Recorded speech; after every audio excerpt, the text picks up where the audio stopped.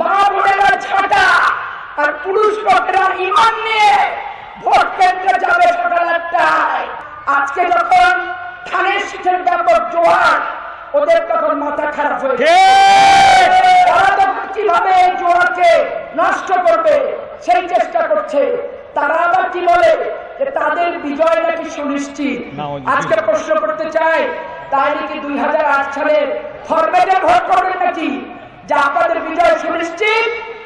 আজকে জেলা প্রশাসনকে বলতে চাই, কিভাবে জমা করতে পারা বলে যে তাদের বিজয় সুনিশ্চিত? আমি তো বলতে পারি না 4বার 5বার নির্বাচিত হওয়ার পরও যে বিজয় সুনিশ্চিত। আল্লাহ যদি ভাগ্যে রাখে, জনগণ যদি ঠিকঠাক মতো ভোট দিতে পারে, ভোটের রেজাল্টে আল্লাহ যদি জিতায়, তখন বুঝবো আমি জিতলাম। সুনিশ্চিতের গ্যারান্টি আছে, আর অনিশ্চিতের কোনো গ্যারান্টি কি আছে?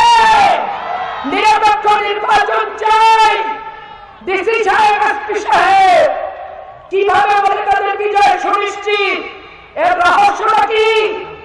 ওই গ্রামীণ ব্যাংকের চাকরি করতো সাব্বির, আজকে ইউনুসের এপিএস, আর ছাত্র শিবিরের ঢাকা বিশ্ববিদ্যালয়ের নেতা মাহবুব, স্বরাষ্ট্র উপদেষ্টার এপিএস কোন নির্দেশনা করছেন?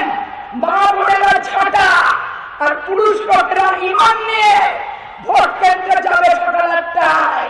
তারা ভোট দিয়ে নির্বাচিত করে তারপরে চিন্তা করবে যে নির্বাচিত সঠিক ভোট হলো না বেঠিক ভোট। তার আগে আপনি বলছেন আপনার বিজয় সুনিশ্চিত। আমি তো বলতে পারি না। আরেকটা কথা বলেছে জামাত ইসলামের